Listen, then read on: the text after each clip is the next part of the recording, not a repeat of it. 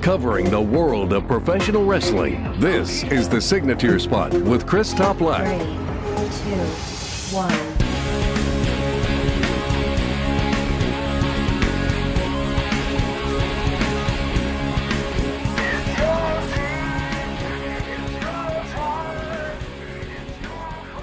Thank you very much for tuning in to the latest episode of the Signature Spot with Chris Toplack. As always, I greatly appreciate your ongoing support. Can you feel it in the air?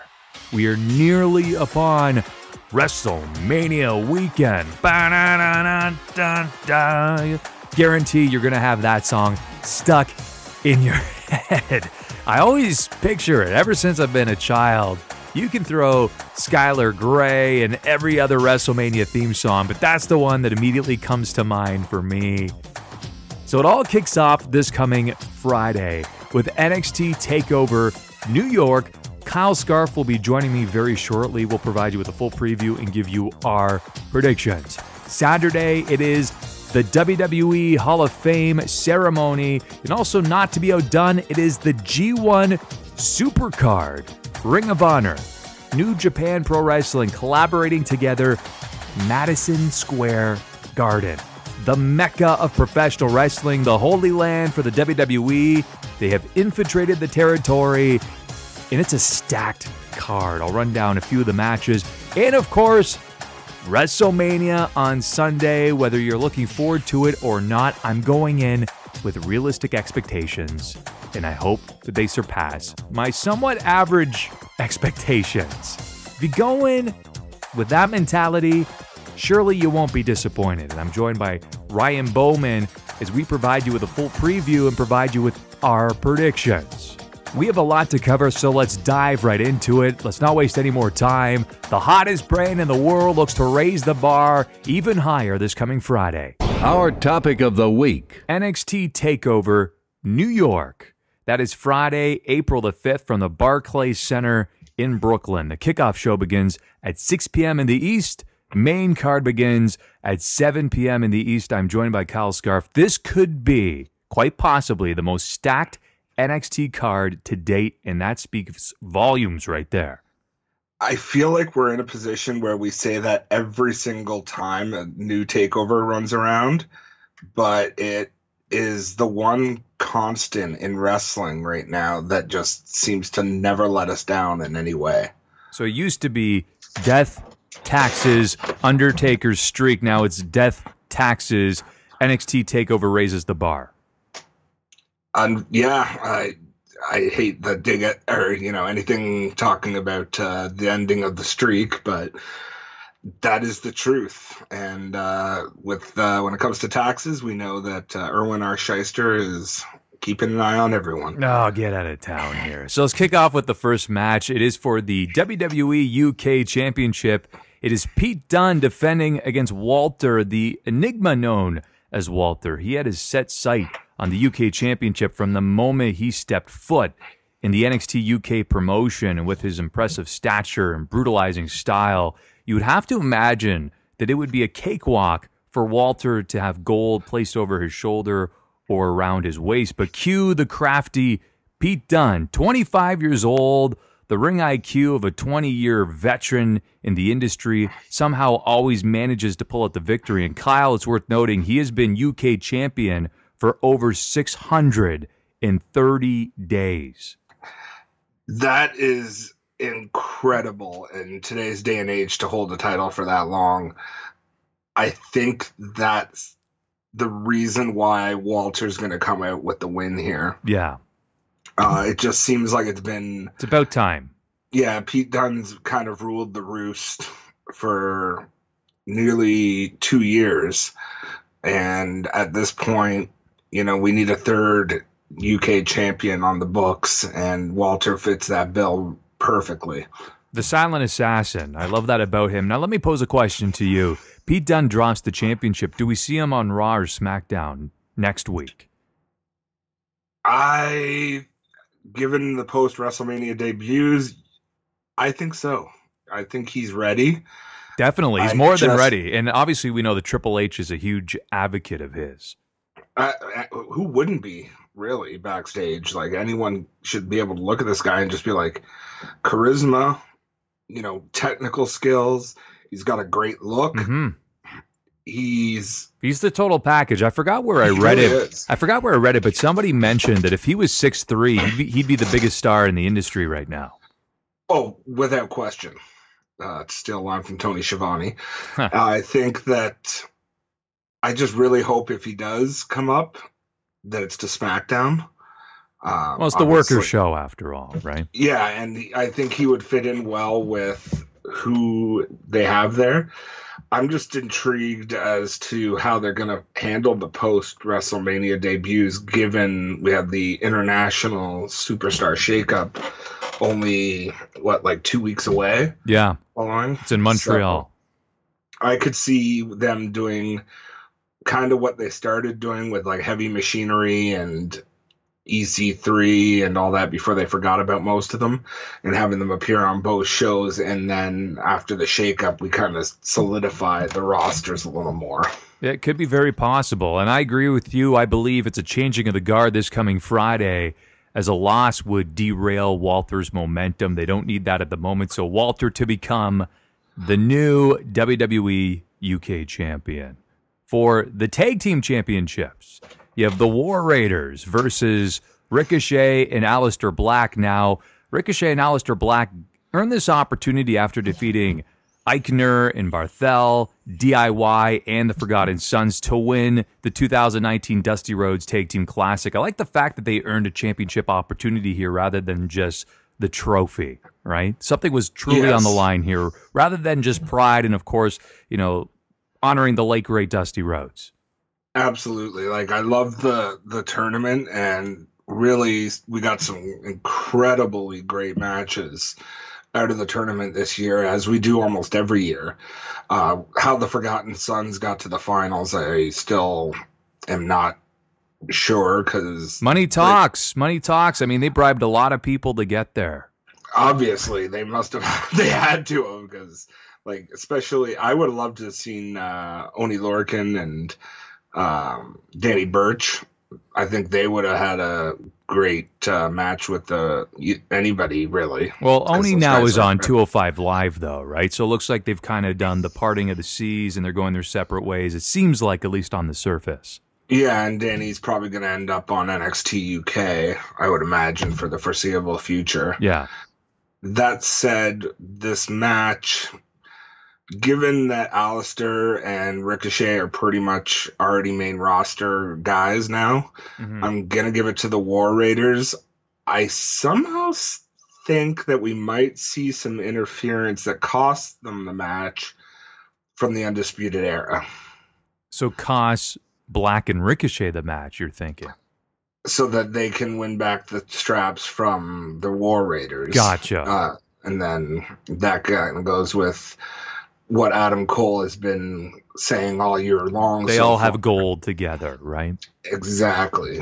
Makes sense. So, yeah, the War Raiders will be tested. This is actually their first defense since winning at TakeOver Phoenix, surprisingly. And, of course, with Ricochet and Alistair Black frequently competing on the main roster, I agree. Can't imagine they're going to strike gold. So, War Raiders retain. Those are both of our choices. We share them. Now we move along to one that actually was really tough for me. I was going back and forth. It's for the NXT North American Championship. It's the Velveteen Dream DREAM versus the Bro Matt Riddle. This match could easily be a sleeper for match of the night, maybe match of the weekend. It could be up there. Both competitors possess undeniable technical skill and the ability to tell a compelling in-ring story. They are two of the best in terms of telling a story in the ring, and I think sometimes that's more important than technical or high-flying skill. People care. That's the most important part, is people care when both of those men are in the ring, either together or separately.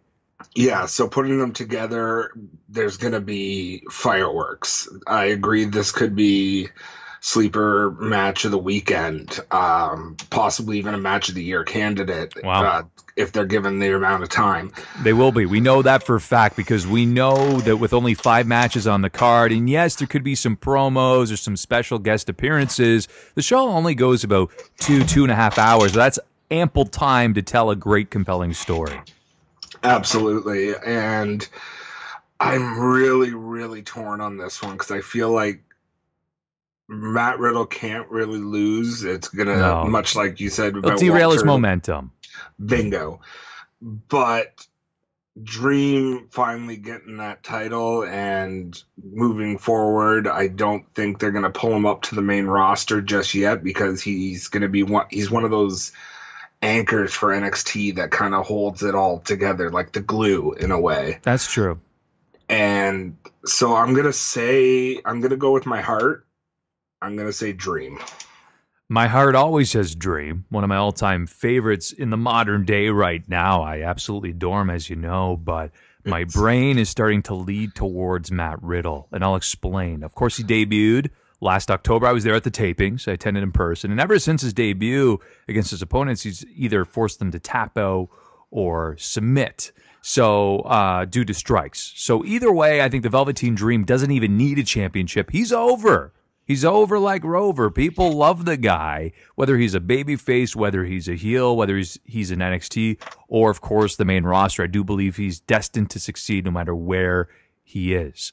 I believe Matt Riddle will win this because Velveteen Dream, once again, does not need the championship, and that will be all the difference. Sound reasoning that I can't really argue with. Either way, I'm happy. Whoever walks out. Yeah, me too. I love both guys. No, me too. I think Matt Riddle needs it a lot more, though, just from a credibility standpoint to really build him in NXT because he's been on such a tear in the indies and now, of course, coming to NXT and basically, I believe, being undefeated to this point in time. No, I think he lost a match to, I feel like it might have been Keith Lee due to when he was feuding with Cassius Ohno. That Ono kind of cost him the match, and I feel like I remember seeing him lose, but I could be It may have been a DQ. I'd have to go back and double check. But either way, at least from a clean standpoint, he is undefeated. So if he loses, it's not going to completely derail his momentum. But again, I think he needs it more than the Velveteen Dream. Dream can afford to lose. We've seen him lose in big match scenarios, and it doesn't really affect him. He'll rebound with no questions asked there. NXT Women's Championship. It's Shayna Baszler defending her championship against Kairi Sane, Io Shirai, Bianca Belair. It's a numbers game. So how did we get here, Kyle? Well, first off, Bianca came up short at TakeOver Phoenix against Shayna Baszler. But if you recall correctly, she did have Shayna pinned at one point without the referee able to count the pinfall. And then Io Shirai pinned Shayna Baszler in a tag team match featuring Sane and Bianca Belair in her corner. And, of course, this led to Belair being quite upset about the result. And then, of course, Kairi Sane has defeated Shayna Baszler on multiple occasions. So her inclusion in the match is fairly logical. And then, of course, recent episodes of NXT has seen Shayna really making it clear that she considers none of these women a legitimate threat. She has the horsewomen in her corner. That could be true. Then maybe they aren't a threat. What do you think about that? Oh, I completely disagree. Like, you got two great veterans in Kairi Sane and Io Shirai that are just incredible in so many ways. Bianca Belair is an up-and-comer, still kind of a rookie and shows it at times, but someone who a few years from now we're going to say is the complete package and has so much to offer. So I think a lot of upside. There's definitely a threat here, and I don't see Shayna walking out with the title. Interesting. And why is that? What's the logic behind that decision there?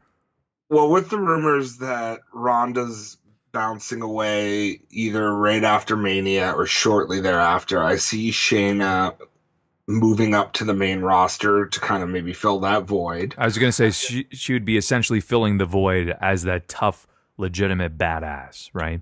Yes, give a new challenge for, say, Becky or Charlotte, whoever. Or they're going to do, if Ronda keeps around for a little bit, they might finally pull the trigger on that horsewomen match. That's true, too.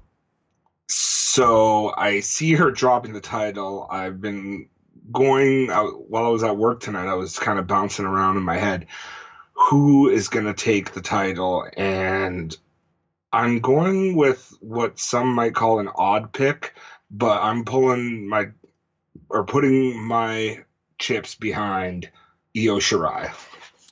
I don't think she's an odd pick. I think she's actually a logical pick. Now, I will state this. This might be considered an unpopular opinion, but I do not enjoy fatal four-ways when a championship is on the line. The reason why is Shayna could very well lose this match without getting pinned. I don't like it. I don't consider that as legitimate.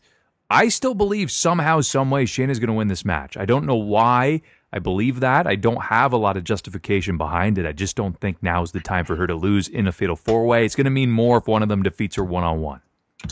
I agree. And one of the reasons I haven't said, like I've said for most of the matches so far, that this could be a sleeper pick for the weekend or the night is fatal four-ways are hard to really get that across, especially the WWE style where two women go off and do their own, basically lay outside the ring while we have a singles match in the ring, and then we rotate in and out. True. So here's a thought that just kind of popped into my head, given what you just said. Shayna retains perhaps with, the, what the heck, sir? I'm blanking on her finisher. The clutch. Yes. But we have a visual pin between whoever she's not, the other two on the other side, but we get the tap out before the pinfall. Gotcha. So you feel as though that will be noticed first. It's almost a la Undertaker and Kurt Angle, so to speak, back in the day, where there's a pinfall and there's a tap out, but one comes before the other, or one is seen before the other too. Yeah, that way you're not, the other people still look good in defeat, and you keep the title on Shayna if that's the route they want to go. Sure. No, that makes sense. So let's go to our main event. NXT Championship is on the line because nobody has it at the moment. Tommaso Ciampa had to relinquish that. We'll get to that in just a second. It is Johnny Gargano versus Adam Cole, baby. 2 out of 3 falls match. There will be a definitive, clear-cut winner. So how did we get here? Following the second breakup of DIY that saw Johnny Gargano turn the tables by throwing Ciampa into the LED screen, it only made sense that all paths would lead to Ciampa versus Gargano, the final chapter at NXT Takeover New York. Unfortunately, Ciampa had neck surgery, forced him into that immediate surgery, and the decision was made to strip the Blackheart of his precious Goldie. Triple H made that decision that Johnny Gargano would challenge for the vacant NXT Championship. He just needed an opponent. So Adam Cole earned the opportunity after emerging with his arm raised following a fatal 5-way on NXT television. And then last week, Adam Cole mocked Johnny Gargano, which led to, in my opinion, Johnny's most passionate and fired up promo to date. Is this victory undisputed, or will Johnny Takeover capture the crown? Undisputed. Really? I first of all, I've heard reports from NXT house shows that have featured matches between Cole and Gargano that they're ridiculous, like off the charts good. Like we're looking at a potential match of the year, maybe even match of like the decade, perhaps. Wow. Everything's coming in that this is going to be incredible. If, again, given the time, 2 out of 3 falls, there's so many different stories you can tell. And you want to talk about one of the best storytellers in the modern era, you got Johnny Wrestling right there. Johnny is the habitual underdog, so I feel like he doesn't need it, the right? title, yeah. And I almost, as much as I hate to say it, because he's so good and deserves to make the millions of dollars or that some of the main roster guys can make, I want to see him stay in NXT until Ciampa comes back. That's the rumors that I just read a couple of days ago. Again, how legitimate are they? Who knows for sure, but they will wait to pull the trigger until Tommaso Ciampa comes back, and they tie a nice little bow on that feud. Oh God! Like as you told the story a few weeks ago on the Signature Spot here, the most epic feud of the modern era right now. I would say, in my eyes, probably the best feud and story told over time since Taker and Michaels. Yeah, or we could, of course, go with Michaels and Jericho, too. Yes, absolutely. And that's another one. That was 2009. Sometimes flies under the radar for a lot of people. I think that is when Jericho was really solidified as a full-fledged main eventer, because he had been kind of languishing for years. But that's a story for another time. I see the Undisputed Era getting involved. Of course. No doubt. Always a numbers advantage with them. Loyalty. Yes.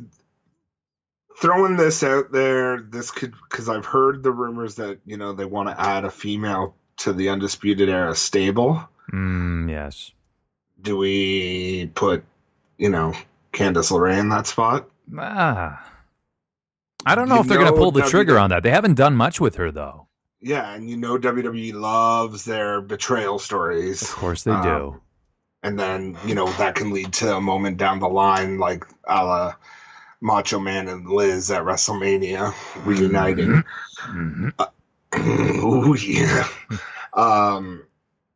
But either way, a great match, unbelievably, ridiculously great story told. Yes. But I see Adam Cole walking out with the title that starts the undisputed revolution in NXT this year. And, you know, by, say, Takeover Toronto, I see all the guys with gold around their waist. Really? I think that's logical. That makes a lot of sense. It's difficult to dispute that or argue that. I mean, pun intended with that dispute line. But that being said, I mean, a win. WrestleMania weekend for Johnny Gargano. Could you imagine that live reaction for him? I think the roof would blow off the Barclays Center. Yeah, I would mark it. I'm going to be happy either way. But imagine Mauro Ranallo calling that too. That's the closest we're going to get to JR. Is him basically making that call, and even Nigel McGuinness, who I think is the best in the business, in my humble opinion, that Johnny Gargano has finally achieved his dream. It's going to be like the, you know, Mania 14, the beginning of the Stone Cold era. Or how about the boyhood dream has come true, WrestleMania 12, right? Yeah. Even more fitting. There's really so many different stories that can be told, and it's not even so much a matter of what story they want to tell on this night, but what stories they want to tell over the next year, or at least throughout 2019, right? Yeah, because they've stuck in, there's going to be that Takeover San Jose, which is, I believe, in like 2 months. So kind of like to fit in its own event in between WrestleMania weekend and SummerSlam weekend. And that's a spoiler really for WrestleMania, that, you know, who's going to be the NXT or the women's tag champs. But yes. Well, let me give you this then. I believe one thing is guaranteed, that this is bound to be arguably the best match of the entire WrestleMania weekend. I'm sure we can agree there. That fact is undisputed. Oh, geez. I think you were waiting for that. Here we go. I was like, he's lining it up. Get your stuff in there, kid, okay? Yeah, you know, you got to do what you got to do. Got to pick your spots, I guess. So I believe all logic points to Adam Cole, baby. But I'm going to probably say Johnny Gargano pulls out the victory, even though I will still say Adam Cole winning will not surprise me whatsoever. I'm probably wrong with this. I just want to go with Johnny Gargano. You're going with your heart instead of your brain. Yeah, and I mean, I reversed that earlier with Matt Riddle and Velveteen Dream, but I'm actually going to do a little switcheroo here and say Johnny Gargano wins. It's perhaps wishful thinking, even though I do love Adam Cole. It just would be nice to see him capture that championship after a well-earned and well-performed year, arguably an MVP year for Johnny Gargano. Undeniable that basically since the match he had with Andrade at TakeOver Philadelphia last year. January, yeah. he's been a 5-star machine. He has been. He is Johnny ridiculous. Takeover. It's just like when you had Shawn Michaels as Mr. WrestleMania, and that's undisputed. You have Johnny Takeover, and I think that nobody would refute that statement whatsoever. How could they? Given that statement and like how great Johnny is at Takeover, that's another reason why I almost want to see him be the NXT guy forever. Yeah. Just like he's the anchor that's there, you know. Like, I don't, just because I want to see him prove everybody wrong one more time. When he gets to the main roster and they say you're too small, you don't have the charisma, you don't have the microphone abilities, I want to see him overcome those obstacles, eventually win the affection of Vince McMahon, who will eventually start to step aside with the XFL coming into effect very soon. But you know that you have Triple H up there, who is a massive Johnny Gargano fan. And I do believe that if Johnny Gargano shows up, has some high caliber matches with some great opponents, he could overcome the odds on the main roster and become a legitimate bona fide star. absolutely. It'd be similar to what Daniel Bryan did. And you're right. I do want to see that as much as I want to see him be Mr. Take NXT forever. I want to see him be that guy who just always continues to prove everyone wrong. This train keeps on rolling with some more predictions to get to, but Kyle, thanks for stopping by. I hope you enjoy this entire weekend, and I cannot wait for NXT Takeover New York. It's the most wonderful time of the year. This is the Signature Spot with Chris Toplack.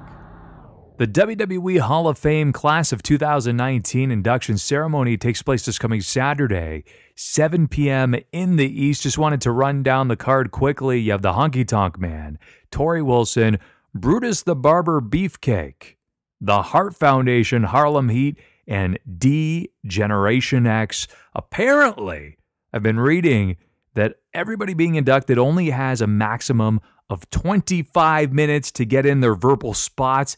That's it. They can thank Hillbilly Jim for that limited amount of time so it flows properly now.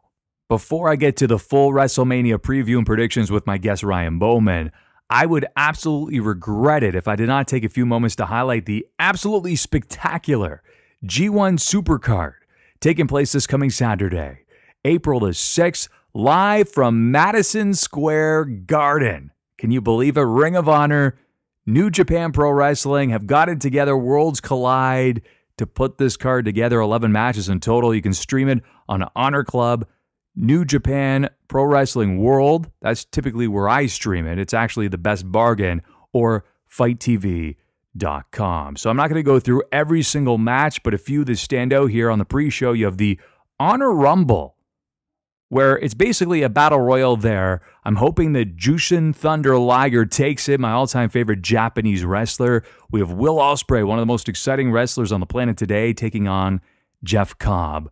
Winner takes all. The Never Openweight and ROH World Television Championships are both on the line.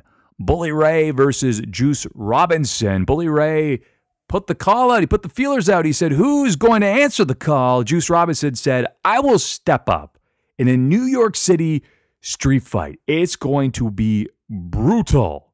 If Ishimori versus Dragon Lee versus Bandito, that's a triple threat for the IWGP Junior Heavyweight Championship. With a big winner takes all, a four-way tag team match for the IWGP Tag Team and ROH World Tag Team Championships. The Guerrillas of Destiny versus Villain Enterprises versus Evil and Sonata versus the Briscoe Brothers. That's going to be bonkers, and you've heard me note, not necessarily a huge fan of Fatal Four-Ways, whether it's tag matches or just solo, but at the same time, I am looking forward to that one.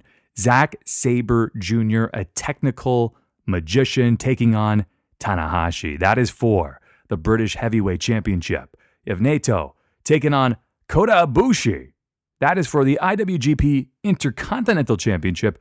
Jay Lethal versus Marty Scurll versus Matt Taven. It's a three-way ladder match for the ROH World Championship, and headlining the card, rightfully so, Switchblade Jay White defending the crown against Okada for the IWGP Heavyweight Championship. You don't want to miss this match. And for that matter, you don't want to miss this entire card this coming Saturday. And now, our featured guest. WrestleMania 35 takes place this coming Sunday, April the 7th, from MetLife Stadium in East Rutherford, New Jersey. Perhaps by the end of this segment, I will lose my voice.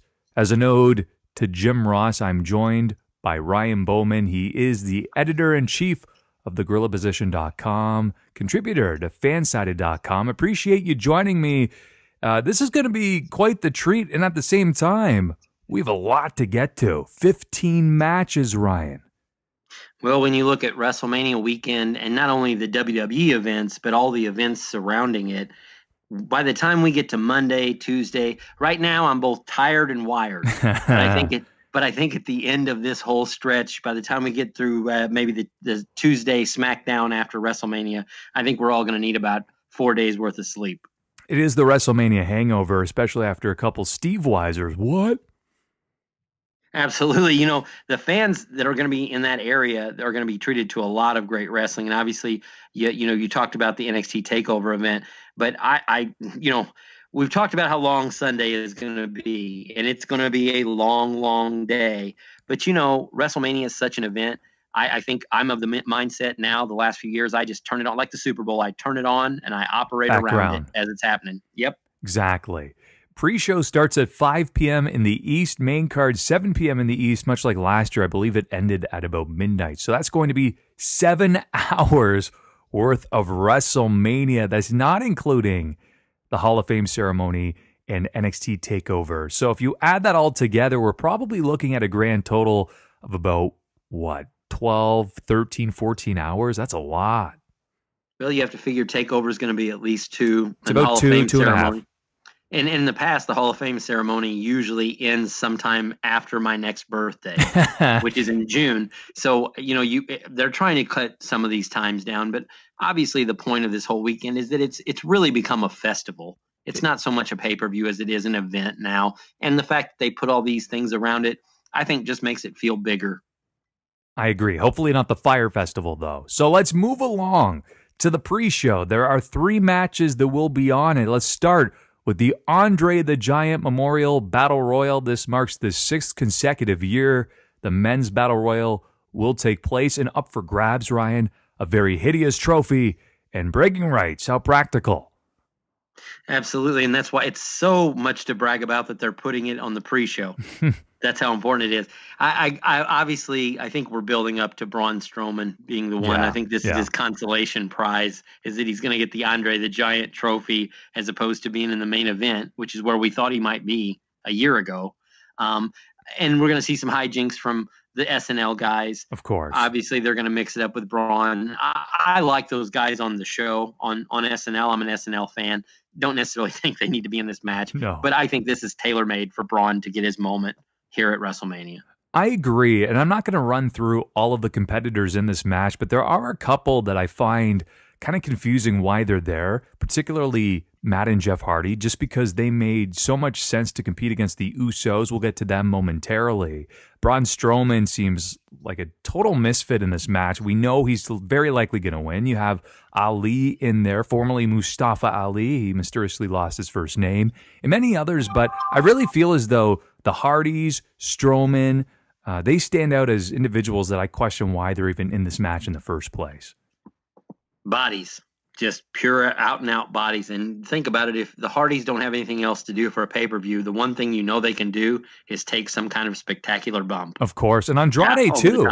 Andrade too, I should note. He's had a great year, especially when you look at what he accomplished in NXT. So I agree with you, though. My prediction is also Braun Strowman. Seems like a no-brainer. So let's move along to the Cruiserweight Championship. Again, relegated to the pre-show. Very disappointing, but I have to say, when Tony Nese won the tournament and he went up against Buddy Murphy, it did not surprise me that they were going to find themselves on the card. Not exactly household names, and especially not as of yet.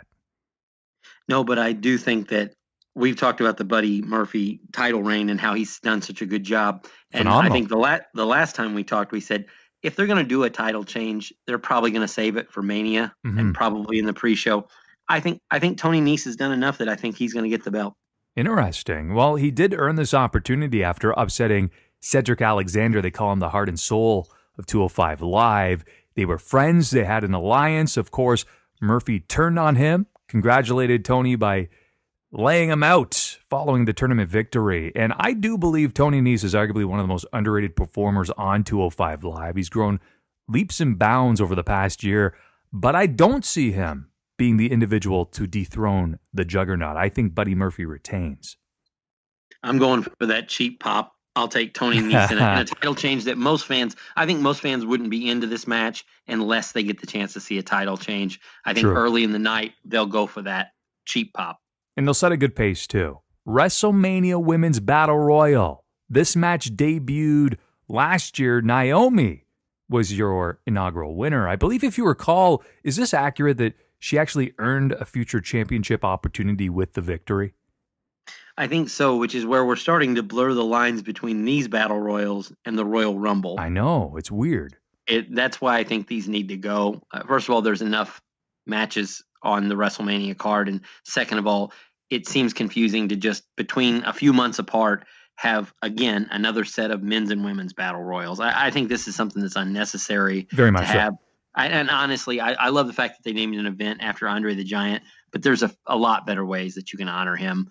I'd do away with both of these matches, to be honest with you. Well, it's about getting all the talent on the show, but again, it's just far too much. And in this case, though, I will say, and I was just actually reading just now, that it's for a trophy. It's not for a championship opportunity, just one of those plain Jane trophies. But I will say, as opposed to the Andre the Giant Memorial Battle Royal, there's some pretty sizable names in this match. Just to name a few, you have Asuka, Carmella, Naomi, Mandy Rose, Sonya Deville, Nikki Cross. You have Ruby Riott in the Riot Squad, Mickie James, Zelina Vega. That's not so bad. Let me ask you a question, because I haven't been able to see the full list of the girls. Mm-hmm. And this is what I'm thinking. I think Lacey Evans wins this. Oh, it makes sense. It's totally set up for her. She's not in the match right now. Right, and they play her music, and this time, instead of just walking out and waving, she goes in the ring and wins. That's a great choice. That's my dark horse sleeper surprise pick, I guess, for the card. Well, that makes sense, because when you look at it, like off the top of my head, there's really only about 11, 12 names. So there are going to be a lot of surprises. Actually, 13 I just saw. So I would imagine at a bare minimum, we're going to see 20, which leaves room for 7 more, Lacey Evans being one of them. I think Lacey Evans is the dark horse choice, but also the ideal choice to win. Or how about a Mandy Rose? Yeah, in sort of a upset, maybe she comes down to it's her against Tamina or her against a larger competitor. Like Asuka maybe, though, too, right? Because Asuka she ducks over and gets the cheap win. I could see it.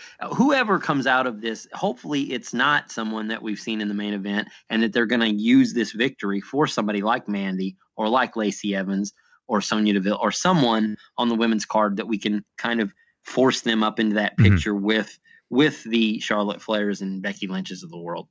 So we get to the main card now. I don't necessarily know what is going to open the main card, but we do know for a fact who's going to main event. And there's 2 very important matches on any card, the main event and the one that opens. I believe that there's a great choice that they could kick it off with, say, like an AJ Styles or Randy Orton. We'll get to that momentarily. That's what I was thinking. Yeah, we'll get to that momentarily, but that would be my ideal choice. And obviously, we think alike there. But I have this weird sneaking suspicion they may go with like The Miz versus Shane McMahon. Which I think would be a mistake, because Shane's going to get his big spots in at WrestleMania. That's a match. If it's Miz versus Shane, and it's whether it's the opening match or not, if you ask me to pick that card right now, I for some reason think Shane's going over, and they're going to continue this all the way to SummerSlam. Really? Which I'll be there in person for. I don't know if I told you that, but I'm going to be at SummerSlam and also NXT TakeOver Toronto, just down the road. My neck of the woods, my friend, so I'll be there in person. Yeah, they don't bring anything to Southern Illinois these days. No, they do not. But, so let's... pay-per-views anyway. We had a house show last year, but no pay-per-views in small-town Illinois. I'll keep my fingers and toes crossed for you. How about that? I'm still waiting. I'm waiting for WrestleMania in St. Louis. Yeah, you never know. I've been shooting for that for years now. Could be down the line. So let's kick it off again. This is in no particular order, but let's start with a match that was thrown together literally at the 11th hour on SmackDown Live. It's for the SmackDown Tag Team Championships. Is the Usos versus the makeshift team of Ricochet and Alistair Black, The Bar, made up of Cesaro and Sheamus, and Shinsuke Nakamura and Rusev. It's a fatal four-way. I mentioned this to Kyle because there's a couple fatal four-ways throughout this entire weekend. I hate fatal four-ways, especially when tag teams are involved. Yeah, there's just way too many bodies moving around at one time. Just way too much calamity. I bet that's a word we haven't used ever together on this show, but just way too much calamity. It's way too many things happening at once. And to me, you just never really get that clean finish. Agreed. If I were going to say that I think the Usos will come out of the match with the belts, but it's to set up when Black and Ricochet are officially drafted to the main roster, and then we start again. I think we're going to come out of this to set up heading towards SummerSlam. So I'm going to pick the champs to retain. Me too. I can't see them losing so soon. If you recall, they just defeated The Miz and Shane McMahon not too long ago to capture, I believe it's the 5th time or 6th time they've been tag team champions at this point on SmackDown. So, and if I'm not mistaken, isn't this their first ever WrestleMania main card match? I think it's their second. Okay, second. I know for a while they would have years where they were the tag team champions but not be able to make the main card. Which is such a shame because they're arguably the best tag team on the planet today. Yes, I mean they're in the top 3, and really 2 guys that shocked me that they turned out to be as good as they are. Mm-hmm. And I've seen these guys. I've sat front row. The house show that we had here last year, I was front row, watched these guys up close, and they are electric. Everything that they are as advertised, as Jim Ross would like to say. So we have the Usos retaining. Let's move ahead to The Miz versus Shane McMahon. It is a Falls Count Anywhere match. Now, how did we get here? Originally, Shane replaced The Miz to win the World Cup at WWE Crown Jewel. And then from that point forward, The Miz became fixated on becoming Shane's tag team partner. So after a few setbacks, the duo defeated Sheamus and Cesaro as a surprise victory at the Royal Rumble to become the SmackDown Tag Team Champions. Again, that reign didn't last long. They dropped the titles to the Usos less than a month later at Fastlane. That's when Shane McMahon viciously assaulted The Miz in his hometown in front of his father. So we've got some animosity here. Yeah, I got to tell you before we get into the match, and I kind of told you how I thought this would play out. There's a guy that works at my local convenience store that looks just like The Miz's dad. Are you sure it's not? Well, I doubt it at this point with as much money as the son's made. But true. But the point being is, no, I think when I heard Falls Count Anywhere, the first thing I thought is that Shane, by nefarious means, because Falls Count Anywhere is basically no disqualification, is going to come out of this match on top, and it's going to carry over. I think they really want to give Miz, because of how successful his reality show is, I think they want to give him a nice long babyface run. He's been a heel for a long time, and honestly, for my money, I really don't want to see Shane wrestle. I don't want to see him in a no-holds-barred match. He's really at this point where he just doesn't really add much to a card, especially WrestleMania. But if they're going to do this, let him continue to play that heel role and let Miz continue to get some love from the fans and spread it out through this. I say Shane wins, and I think that's the smart move. Yeah, I think Shane's in a bit of a can't-win situation because he's never going to move beyond that match he had with AJ Styles, and that was to kick off WrestleMania 33. That was a great match. That was a surprise match that really hit home, but I don't believe he's going to live up to those expectations whatsoever. So again, it's a can't-win situation for him. I actually have The Miz winning this match, although I definitely understand and agree with your logic with that being stretched out and Shane somehow winning, especially with the gimmick here of the Falls Count Anywhere. Yeah, and again, I'm talking about booking long-term, which is something we haven't seen from WWE, but common sense-wise, this silliness. Is kind of one of those matches you can give to the heel. Long-term, what's that? We don't know what continuity is. So let's move along here. We have Kurt Angle versus Baron Corbin. It is Kurt Angle's retirement match. Now, back in August of 2018, Stephanie McMahon relieved Kurt Angle of his general manager duties by sending him on quote-unquote vacation. That means you're not working here anymore. Then Baron Corbin devised this plan. He was the one that made this happen. He put the wheels in motion and later took his spot as the acting general manager vest and all, which he hasn't lost. Now, disguised as the Conquistador, Angle won a battle royal by eliminating Baron Corbin to qualify for WWE World Cup. And then at WWE TLC in December, Kurt Angle returned to help Braun Strowman and others beat down Corbin, thus stripping him of the acting GM role. And then Corbin defeated him the next night on Raw, and their feud has continued in the form of tag team matches. Now, Kurt confirmed that Corbin is his opponent. This was a couple of weeks ago. This was met with a very negative reaction by the WWE Universe. I understand why they're pulling the trigger on this. They want to wrap a bow on the story, but again, one of the greatest of all time deserves better than Mr. Olive Garden, Baron Corbin. I've got to agree, and because of that, most retirement matches, you would say he's going to wrestle a younger guy and put him over. You know, the old wrestling adage, you always go out staring up at the lights. Pass you always the go out torch. on your back. Okay, in this match, I think the fans would raise holy hell if Angle does not get to go out a winner. One time, if you're going to make an exception for a guy in his last match, it's Kurt Angle beating Baron Corbin and going out a winner his final time in the ring. So I'm going to, I guess, emotional pick. I'm going with Kurt Angle. Kurt Angle, I'll give you my my Kurt Angle impersonation. I'm going to rip your freaking ankle off. Yeah! Wins and rides off into the sunset. So yeah, Kurt Angle all day, every day is going to win this match. And that's a damn good Kurt Angle impersonation. Oh, that's not bad. The Women's Tag Team Championship is on the line again. Oh my God, another fatal four-way. It's the Boss and Hug Connection. Sasha Banks and Bayley, the champions, defending against Beth Phoenix and Natalya, Nia Jackson, Tamina, and the Iconics. Man, could we at least have some one-on-one matches for a change? I'm like you. Especially these tag team matches where you have so many people. I said this before. I hate to sound redundant, but considering these matches are redundant, I guess it's fitting. I think Boss and Hug, those titles were made for them. At the same time, we saw some really aggressive behavior from Beth Phoenix. She's on fire. Hasn't lost a step.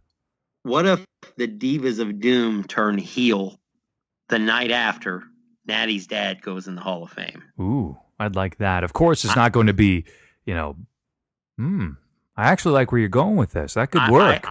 I think the Divas of Doom kind of pull a fast one and they take the tag titles in this match. Really? I'm calling the upset. Yes. Really? I think Beth is back. I think she might be back full time.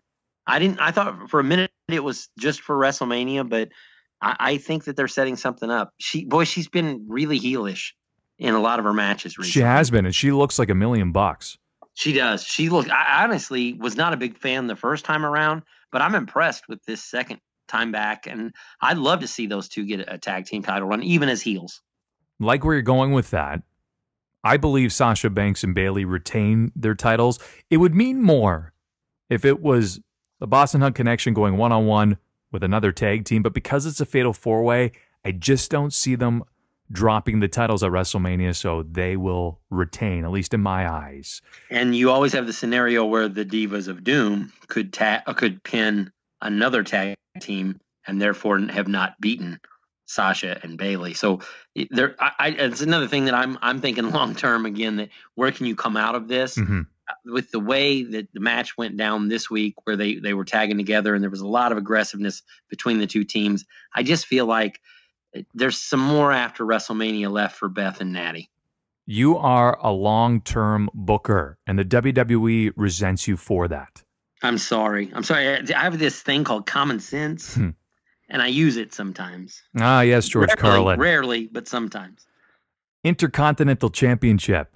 Bobby Lashley, the Almighty, the champion, defending against the Demon Finn Balor. It has been confirmed that he will be the Demon, and as we both know, when he is the Demon, his win-loss record is pretty lopsided. Well, I would have said maybe Lashley to retain, but I think if they go all out and do the theatrics and pay all that money to dress him up as the Demon, he's winning. Definitely. As he should, though, too, because if you look at the possibilities with Finn Balor as champion, it just opens so many more doors, right? Right. Bobby Lashley doesn't really need the Intercontinental title. No. He's really wasting his time at that level. That's for a belt like someone like Finn who needs to reestablish themselves and move back up to that main event level. Bobby Lashley's a main event player right now. Just look at him. He doesn't need that belt. They should be gearing him towards matches with Roman, matches with Brock. They need to get him out of that situation anyway and move him up the card. I'm all for the Demon. Go ahead and take the title at WrestleMania. I don't know why I picture Vince right after you said all that going, it's not a belt, it's a title, it's a championship. It's the strap, brother. Oh, geez. My prediction as well is the Demon Finn Balor to become the new Intercontinental Champion. United States Championship with Samoa Joe defending against Rey Mysterio. And while these two competed in multiple tag team matches, even a fatal four-way, this announcement came somewhat out of nowhere. It was actually a recent episode of SmackDown Live where Rey Mysterio, just out of the blue, decided, hey, without a concrete explanation or justification, I'm challenging Samoa Joe at WrestleMania. I hate to use an overused cliche, but rumor and innuendo today, and I know that you just got in before we had this conversation, is that Mysterio has a knee injury, and this match might actually be scrapped. Really? But even if that's just an internet rumor and the match goes on, I still say Samoa Joe retains and comes out with the title. If that's the case, I would love to see somebody like Ali get promoted to that spot. Yeah, you would think that they're not going to just give up the match unless they decide to put Joe in the men's battle royal, which is intriguing. But word is that Mysterio came out of the Corbin match with a knee injury. Oh, no. I've not been able to follow up on that, so I can't confirm that. But there is some stories going around that, as we record, was that there was a knee injury suffered, I believe, in the match with Corbin. And so the match with Joe might be in jeopardy. But either way, I would have picked Joe to retain. Agreed. 100%. While Ray recently pinned Samoa Joe, the Samoan submission machine will put Mr. 619 to bed on the grandest stage of them all. He's going to put him to sleep. Samoa Joe retains. We move ahead to what I predict could be a potential match of the night candidate. It's AJ Styles versus Randy Orton. The build for this match has been great for the past couple of years. AJ Styles has been labeled basically the house that he built was SmackDown. He said, yes, SmackDown is the house that I built, while Randy resents everything that AJ stands for, including his indie background. These are two of the most well-rounded veterans on the roster. When Randy Orton wants to go and puts on the working boots, he damn sure can. They also share excellent chemistry, as evident on recent episodes of SmackDown. They're going to bring out the best in each other, that's for sure. They already have in the promos. I mean, these guys have been talking more trash than two pimps on the corner of 110th Street. They are shoveling the you-know-what in the ring and on the mic, and they've kind of one-upped each other back and forth, and I agree with you 100%. This might be the match, with all the ramifications of all the other the title matches that we're about to talk about. The one match where there's really nothing but bragging rights on the line might be the most exciting matchup of the night, and I think the two of these guys are going to blow the roof off the place. I honestly believe that Randy Orton is going to do the favors. I think that he's going to pass that torch to AJ. I agree. And plus, as we saw in the recent episode of SmackDown, Randy Orton did nail him with the RKO after a failed attempt at the phenomenal forearm. AJ Styles has to win this match. I can't see it going any other way. Well, Randy's time is winding down. AJ's still got a lot more time, although they're not that far apart in age. But no. I think AJ's more of the fresher face, and Orton has now gotten to the point where I think he's willing to work that heel role in a short program to put over that next group of guys, which is something that you got to commend Randy Orton for. He's been doing that a lot in the last couple of years. It wasn't something that was a strong suit for him before. He's started to, I should say, Randy Orton, thy name is unselfishness lately. Yes. And I appreciate him being a veteran doing that. I think he's going to do the same thing here and give the win to AJ. Makes sense, and I agree. Triple H versus Batista. No holds barred. Remember the stipulation, Triple H's career is on the line. Now, Batista planted the seeds way back at SmackDown 1000, and then he grabbed Triple H's attention after attacking Ric Flair during his 70th birthday celebration. Batista adamantly believes, that Hunter purposely held him down and wants to put the former leader of Evolution out of his misery. What I find funny about this, Ryan, is Batista, when he wants to be the babyface, gets booed. When he wants to be the heel, gets cheered.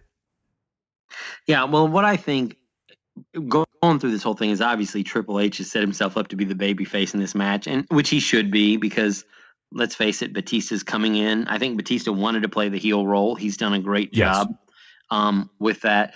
But at the end of the day, if you're asking me to call it, I think Batista, when he signs his WrestleMania check, he'll look at the signature in the right-hand corner, and on the left-hand side where it says memo, it'll say, "Great job." I mean, let's be honest, the boss is going over because he's the guy who's going to sign your checks, and he's the guy that's with the company long-term. It only makes sense. Batista came in. He says, "You've never pinned me before. You've never beat me before. This is Triple H's match to get over." And quite frankly, I don't really have a problem with that. Yeah, Triple H is going to win, and this will be Batista's last match. Again, and just put in the however many zeros you put in the check on the memo, just say, "Thanks for the great job!" exclamation point, and move on. And it's a great payday for Batista. It's a great moment for Triple H and the company, and it's some of that same mainstream exposure that they crave so much. Roman Reigns versus Drew McIntyre, rather. Both men wanted a test, and they found it in each other. This will be Drew McIntyre's biggest match to date as he goes up against a modern WrestleMania main eventer in Roman Reigns. And clearly Drew has gotten under Roman's skin by stating Roman defeated leukemia, but he will never defeat the Scottish psychopath. Drew even pleaded with Roman to consider his family. What happens here? Right now, WWE has Roman Reigns in exactly the position they wish they had him in 4 years ago. I know. There's no way in hell that he's going to lose to Drew McIntyre. No, which is a shame, though, too, because Drew McIntyre is a guy that's right at that upper tier who just needs a big victory to push him towards that world title. As we move up the card, I will tell you why I don't think Roman is going to get defeated anytime soon. Makes sense. Okay, well, there you go. I have Roman winning as well, for the record. WWE Championship, it's Daniel Bryan versus Kofi Kingston. Now, let's talk about how this match came to fruition, because Kofi Kingston lasted nearly an hour in a gauntlet match on SmackDown to win and replace an injured Mustafa Ali at the Elimination Chamber. That's really where Kofi Mania began, because Kofi then put forth a valiant effort, nearly pinned Daniel Bryan to win the championship, came up just short. Either way, in my opinion, it was a modern classic that saw Kofi's stock rise only higher. And then after further jumping through hoops set by Vince McMahon, Kofi defeated 5 men in yet another gauntlet match on SmackDown Live before coming up short against Daniel Bryan. Eventually, the New Day won a tag team gauntlet match in order for Kofi to earn his spot. Now, Ryan, will Kofi Mania run wild, brother, at WrestleMania, or will Daniel Bryan's reign as Captain Planet continue? Well, I think you're setting up this card exactly as WWE will, where the WWE title will go first, then the Universal Championship, and then the women's match. And I think we're going to go happy, sad, happy to end the show. Really? So happy with Kofi climbing the mountain. He may not have the title for long, but I think they're going to give the fans that moment. They've been clamoring for it. This is something that came out of like Becky in many ways. The fans made Kofi a main eventer. They made him a world title contender. This was not planned. This was organic. I think WWE will give in to that urge and give the fans what they want. I think Kofi gets the win. So here's what's going to happen. Kofi refuses to recycle. Daniel Bryan gets distracted, loses the match. I'm kidding. I really don't think Kofi Kingston's going to win the match, only because they're going to stretch it out. It's happened so quickly, and yes, it's been organic, which I've highly enjoyed. I believe the build has been better for this than it has been for the main event. We'll get to that later. But Daniel Bryan retains, and they'll drag this out, and they'll have Kofi Kingston chase the championship. Well, SummerSlam would play out too. Again, I'm looking forward to what happens after WrestleMania. I'd be okay with him not winning at Mania, but winning later and letting the fans kind of get thirsty for that. Yeah. But at the same time, the way I see the rest of the card shape out, I think that they're going to have to give this title match to Kofi to give the fans what they want. Yeah, that makes sense. Universal Championship, because we know the women are headlining the card. It's Brock Lesnar versus Seth Rollins. So after winning the 2019 Men's Royal Rumble, Seth Rollins set his sights on the Beast Brock Lesnar. Brock won his second Universal title at Crown Jewel, and he's basically remained champion ever since, despite the fact he hasn't really defended it at all. Now, despite eating six F5s during an episode of Raw, Seth refused to back down and will not rest until he slays the Beast. What is going to transpire, Ryan? I honestly think for two reasons. Number one, Brock Lesnar is such a commodity for WWE. Regardless of what people think about him. Love him or hate him, the man draws attention. That is for sure. He is a spectacle. And I brought this up to somebody not too long ago. Many years ago, Vince McMahon wanted to manage the career of Mike Tyson. And not necessarily as a boxer, but just as a personality, sure, as an endorsement guy, and as a WWE personality. And that didn't work out. I think Vince has positioned himself that same way with Brock, and they will protect Brock's image as a badass for as much as they can. I think as much as the crowd wants Rollins, I don't think Rollins is the guy that's going to dethrone Brock. I think it's going to be Reigns, and I think that's why Brock has to I think that he has to beat the living hell out of Rollins to the point that maybe even Reigns has to make the save, kind of like he did to Randy Orton. Beat him with the elbows. Yeah, with the back of the head and bust him open. I think we're going to see a very, very heel Lesnar retain the title at WrestleMania. I just hope one thing is for sure, and Brock Lesnar puts on those working boots. And typically he does work really well with smaller wrestlers, even though Seth Rollins is still 6'1", 6'2". I believe it's going to be a great dynamic between them both. And when Brock wants to work, boy, can he put on a show. And we know Seth is going to show up with his A game. Remember what I said? Right now they have Roman positioned in a place they wanted him to be a long time ago. Now they have the perfect heel as a foil, especially if he beats the crap out of Roman's buddy at WrestleMania. Yeah. The fans already hate Lesnar, and now they love Reigns. You want to talk about something you could set up for later in the year, the angel versus the devil. Yeah. I think Brock's coming out with the belt. I'm going to go on the flip side. I don't necessarily disagree with that sentiment, but I think Seth Rollins could become the new Universal Champion.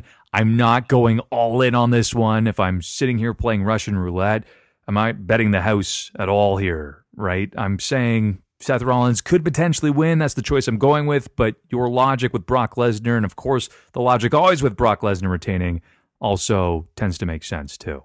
And we've been hearing, that Brock's going to go back to UFC ever since he had that match with Goldberg. You remember 2 years ago. Has it happened? Right. It's we've heard for so long that Brock's leaving. He wants to fight in UFC again. I don't think he's going to UFC unless Vince is involved somehow, and I don't think he's ever leaving WWE. I think he's going to have an agreement with WWE forever. So even if he wants to take 3 months off, they're going to cater to that. So let's say he defends against Seth, and they just set that up and let him sit on the sidelines while Roman talks trash until we get to the summer. I don't see all three world titles changing hands, and the one that I would bet on the most is that Brock retains. Well, there you go. And by the way, the last time Brock competed was UFC 200. For those not familiar with the UFC, I believe they're in like UFC 235, 236, so it's been a while now. He would need one big time money fight to go back to UFC, if it's John Jones or the other Daniel kid, Cormier. Yeah, somebody like that's a household. And Cormier, that's another thing that you have to look at. They might want to have Lesnar be the Universal Champion or be involved with WWE in the fall when they go to SmackDown on Fox, because Cormier is going to be involved with that. So that's also very true. I think the crossover appeal of Brock is one reason why we're not going to see him go away anytime soon. It's winner takes all. Both yes. The Raw and SmackDown Women's Championships are on the line. It is Ronda Rousey versus Becky Lynch versus Charlotte Flair for the first time in WrestleMania history. Women will be main eventing the card. Let's talk about how this match came to fruition. After winning the 2019 Women's Royal Rumble match, Becky Lynch selected Ronda as her opponent. But not so soon. Vince McMahon ensured that Charlotte was added to the match, making it a triple threat. Now, here's where it gets interesting. With Charlotte recently defeating Asuka to win the SmackDown Women's Championship, Stephanie said, if there's two champions in the match, let's just put them both on the line. So, yes, that means winner takes all. The individual who walks away with their arm raised will be the Raw and SmackDown Women's Champion. Do you believe this is actually going to happen, though? Yes, I do. I believe that we're going to have one women's champion and one set of women's tag team champions, and this all sets up for later in the year as well. And I actually want to write about this, but the story coming out that Fox wants a third hour of content, I believe we're going to have a 1 hour woman show on Fox Sports 1 or Fox, one of the Fox Sports affiliates, as a tester program. So I think we're going to have. I mean, you've seen it before. We've seen the Ultimate Warrior. We've seen Bill Goldberg. I think we're going to see Becky Lynch holding up 2 titles at the end of the night. Makes sense. As the face of the WWE Women's Division going forward, whether it's with their own show or just them wrestling on all the different brands. I think they are going to make the women's division much more significant in 2019, and I think it's going to be built around Becky Lynch. I would like to see you with that prediction with a Becky Lynch, because I agree with that. But I would also like to raise this point, and this has been one that has been really bothering me for quite some time, especially I'd say the past couple of months. Becky Lynch, with her organic run, it's been fantastic. No doubts about that. But the second they tried to mold her as the second coming to Stone Cold Steve Austin, yes, it has failed, and I'll tell you why. Stone Cold Steve Austin is a once-in-a-generation wrestler. We will never see the likes of him again. The amount of money that he drew is not comparable to anybody, maybe Hogan, but even then, in that short amount of time, Austin sold out every arena, broke all the merch sales, and of course, he crossed into that mainstream. So Becky Lynch can establish herself as the face of the women's division, but I just hope they pump the brakes on the fact that they're trying to make her the female Stone Cold Steve Austin. Just let her be Becky Lynch in the best version she can be. Yes, and I don't want to get long-winded with you, but I totally agree, because I think, let's face it, even Austin, as much as we loved him being the badass, we liked him when he was endearing, when he did noble things. Becky, at the same time, and this sounds sexist, but we kind of enjoy that sweet girl once in a while. You know, we like that nice girl next door type. Every now and then she has to show a soft, sensitive side. I know that sounds, again, very every traditional. babyface has to, though. I don't even think what you're saying is sexist. You're just saying in general, though. Right. You need to at least show that really that you actually have empathy and you have a little bit of compassion deep down.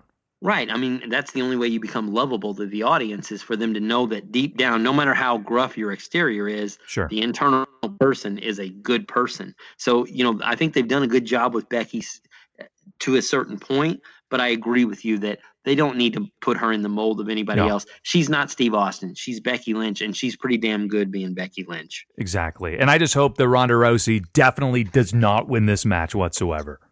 Yeah, I think that, well, hopefully Ronda, if she has other things she wants to do in life and wants to take time off, I think that might be good for her in terms of personally and in the wrestling world, to get away for a while and then come back.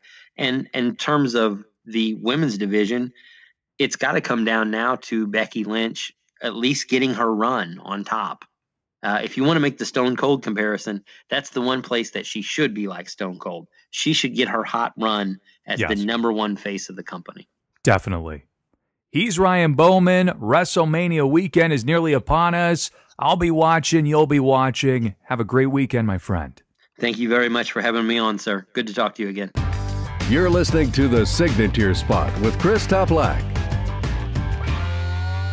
Woo! We covered a lot on this edition of the program today. A full preview of NXT Takeover New York, touched on the WWE Hall of Fame, the G1 Supercard, and also a full preview of WrestleMania 35 this coming Sunday. I'm going to be a hermit throughout the weekend. I might pop out for some craft beer, but I'm going to sit back and enjoy a ton of pro wrestling. I hope you do the same, and I hope you keep continuing to support this program. It's paying off. More listeners tuning in on a weekly basis. So if you would be so kind, tell your friends, family, and fellow wrestling fans to tune in on a weekly basis. And until next week, enjoy WrestleMania weekend. And happy trails to you until we meet again. This concludes another episode of The Signature Spot with Chris Toplack. For new episodes, subscribe on YouTube, Stitcher, Spreaker, iHeartRadio, or iTunes. And don't forget to follow The Signature Spot on Facebook for exclusive clips, polls, and opinions.